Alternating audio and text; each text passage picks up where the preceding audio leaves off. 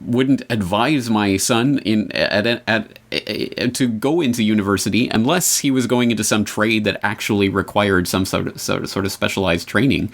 But I look back at my own university experience as basically a waste of time, and I really do regret the all the years that I wasn't spending doing actual work, like on the website, that I was spent in classrooms learning things that I could have been learning by myself. And I think that to my mind, that's the real difference between the generation that's growing up today and previous generations, is that self learning has never been easier than it is right now, with all of this information available at your fingertips, basically, for you to find for yourself. So I just don't see the point in post-secondary education for 99% of positions at this point.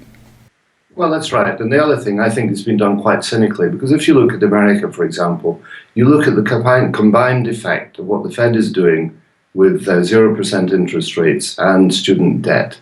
And 0% interest rates means that parents who probably had some investment income that they could have given over to their kids to study now receive no money at all. So they may well end up on food stamps. And then, of course, their children become debt slaves. So it's a double whammy to put people onto the government's payroll and dependency. And if you get into debt as a student debt, there is no way, even if I believe, even if you go bankrupt, you cannot ultimately escape this debt.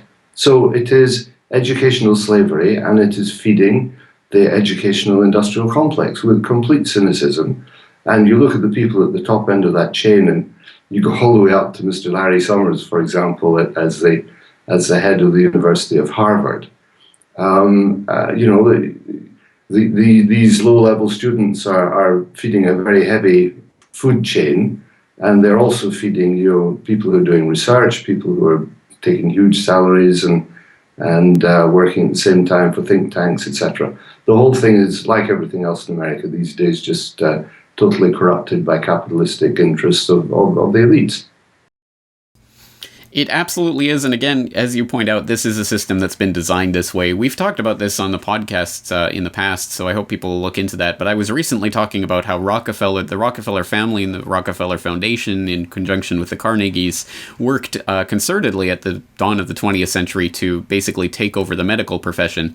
And that is absolutely equally true of education. And people should look into the history of the General Education Board as just one example of that. So I think that we have to understand this is part of a very concerted and long-range plan that has been in place for generations now to basically create the society that we have now. So when people talk about the education system is in collapse and in ruin, we should just throw more money at the problem.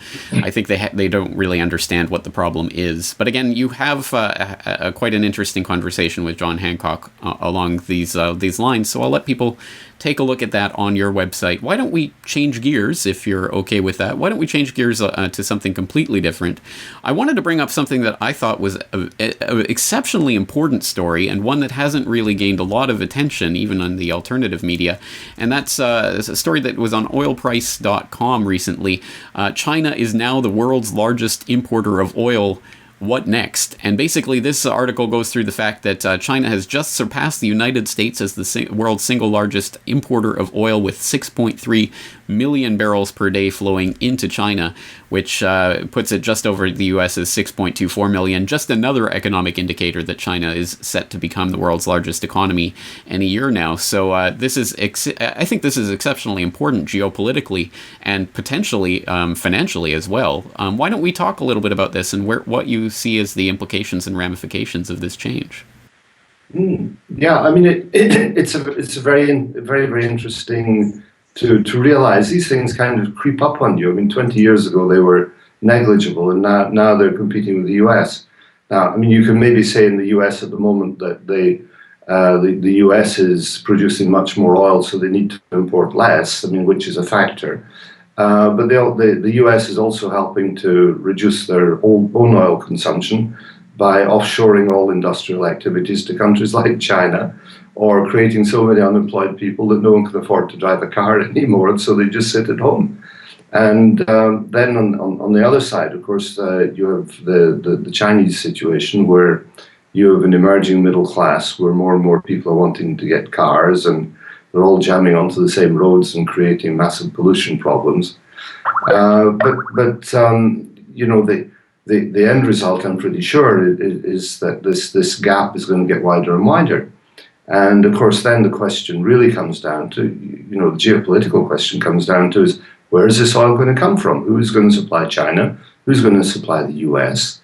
And of course, the US has had its hands firmly around the neck of Saudi Arabia in particular, ever since the days of the petrodollar, where basically there was a deal, basically a protection racket that you would have in a mafia gang, which basically says, you buy, we'll buy your oil, you pay in dollars, we'll print the dollars for nothing.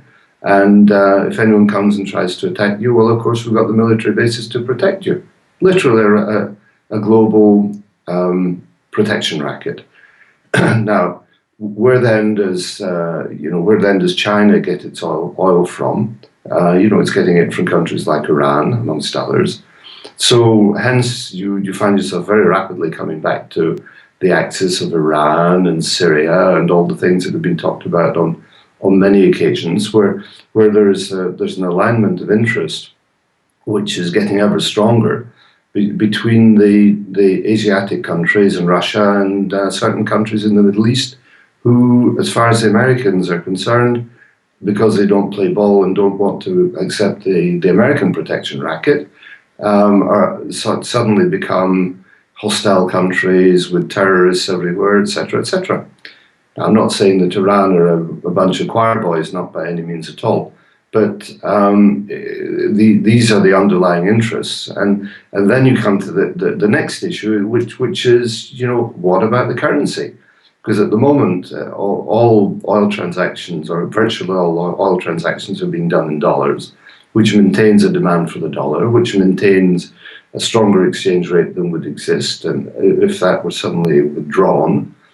So then you start looking at China and saying, well, could they actually start trading directly with Russia for gas, if that's what they want to do, or with Iran in the Middle East for oil, etc., and start doing this in different currencies altogether? And the answer is yes, they can. And unlike Libya, who gets rubbed out because they wanted to move away from the dollar, or Saddam Hussein, who did the same thing and got rubbed out while America was bringing freedom and democracy to these countries at the point of the gun, I don't think they can dare play that game with China. And again, we come back to the very significant developments around Syria, where China and Russia saw a very strong joint interest in telling America that's enough. And Obama's, we want to bring freedom to these countries, and Putin didn't quite laugh in his face, but just treated him with outright contempt, which tragically, from my point of view, it's what the American president of today actually deserves. So it's a very big game. The stakes are enormous. The amounts of money are enormous. And then we have to look even at the military aspects and say, all right, well, how is it that America is actually holding on to their power at the moment? And there are basically two components to power. One is the dollar, and the other is the military. And the dollar is no longer backed by anything, so it is no longer a powerful currency unless people accept it. So you come down to the fact that, since 1971, when the gold standard ceased and money is just printed digitally, American power has basically been at the point of a gun. It's based on their military force around the world, and nowhere are they more omnipresent than in the Gulf areas, with about 30 bases. And if you were sitting as Iran, looking out of your front window and seeing an American aircraft carrier going up and down, and imagining there must be a few submarines to back that up, not to mention the other 20 ships that surround every aircraft carrier, you would not be feeling very comfortable, and you wouldn't want them there, and you'd want to be able to defend yourself. So all of the things that are happening, as I've said before, are a direct result of aggressive